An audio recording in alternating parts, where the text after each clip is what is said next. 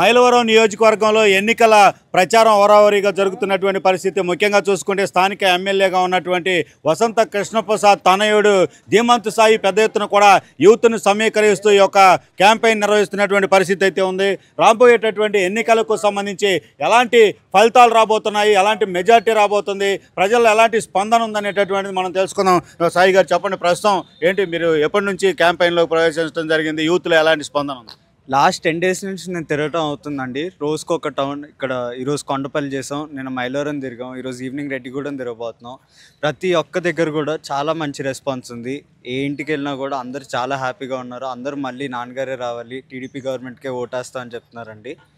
ప్రతి ఇంట్లో కూడా వాళ్ళకి కావాల్సింది ఒకటే, యూత్ అయితే జాబ్స్ కావాలంటున్నారు, పెద్దవాళ్ళు అయితే మాకు రోడ్స్ కావాలి, డ్రైనేజ్ కావాలంటున్నారు. అవన్నీ కూడా తప్పకుండా ఈసారి ఈ గవర్నమెంట్లో చేద్దాం. ఫండ్స్ లేకపోవడం వల్ల లాస్ట్ టైం చేయలేకపోయామని కూడా వాళ్ళకి చెప్తున్నాం.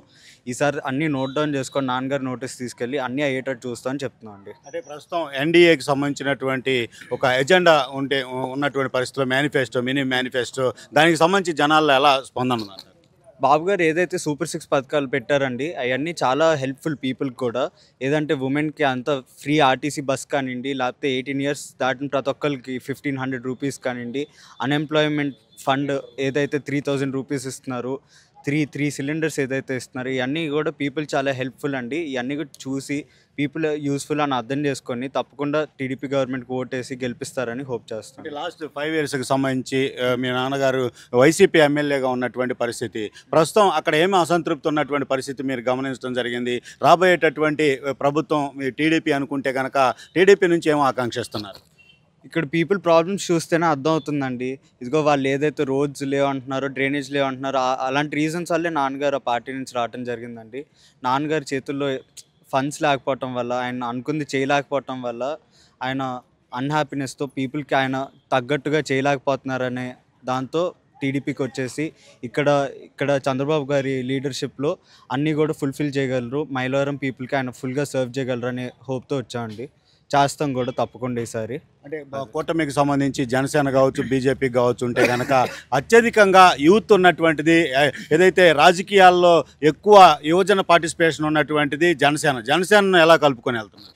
జనసేన వాళ్ళు, టీడీపీ వాళ్ళు, బీజేపీ వాళ్ళు అందరం కూడా కలిసి కట్టుకొని వెళ్తున్నాం అండి. అందరం కూడా ఒకే ఫ్యామిలీ లాగా ముందుకు వెళ్తున్నాం అంతే అండి. ఓకే, అంటే మెజారిటీ ఎలా ఊహిస్తున్నారు? ఎందుకంటే గెలుపుకు సంబంధించి చూస్తే కనుక అంటే భారీ మెజార్టీయా, స్వల్ప మెజార్టీయా, లేదంటే టైట్ ఫైట్గా ఉందా అని ఏం చెప్తారు? టైట్ ఫైట్ అనేది అనవండి, బాగానే గట్టి మెజార్టీతో నాన్నగారు గెలుస్తారని హోప్ చేస్తున్నాం అందరం కూడా. అంతే ఉంది కూడా సిచ్యువేషన్.